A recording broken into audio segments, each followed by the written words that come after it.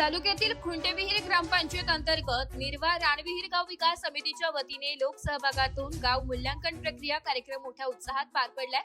तालुक्यातील 191 महसुली गावांपैकी रानविहीर सह 58 गावांनी एकत्रित येत तालुक्यात विकास व स्वच्छतेची कास धरीत एक वेगळा आदर्श निर्माण करीत गावाचा विकास साध्य करायचा ठाम निर्धार केलाय। मागील 3 महिन्यांपासून या गावात आरोग्य, शिक्षण, व्यसनमुक्ती, बालविवाह प्रतिबंध, महिला बचत गट, दुग्ध व्यवसाय आदी क्षेत्रात आमूलाग्र बदल घडून आलाय।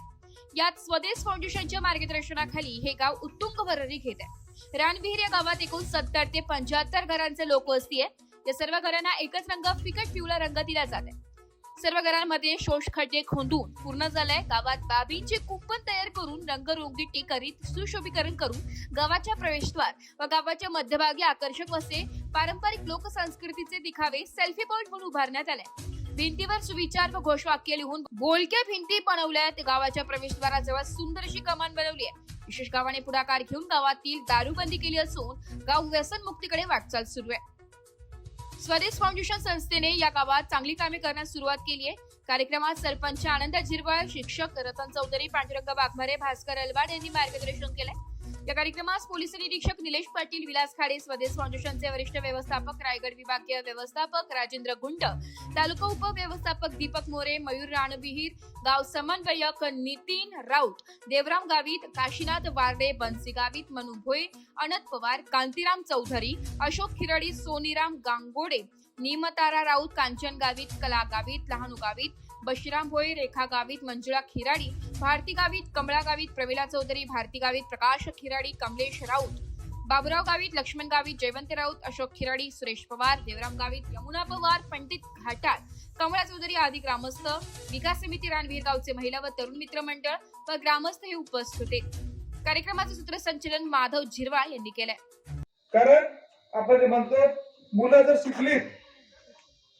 शिकली तर ते त्यांचा पूर्ण पिढीचा, पूर्ण कुटुंबाचा, पूर्ण गावाचा विकास करणार आहेत। आणि आपण जे स्थलांतर करतो, बाहेर जातो, आपल्या मुलांना सुद्धा त्या सोबत नेतो। आज बऱ्याचशा परिस्थिती आपली जी आहे की आपण शिक्षण आपल्याकडे कोणी गांभीर्याने घेतलंच नाही।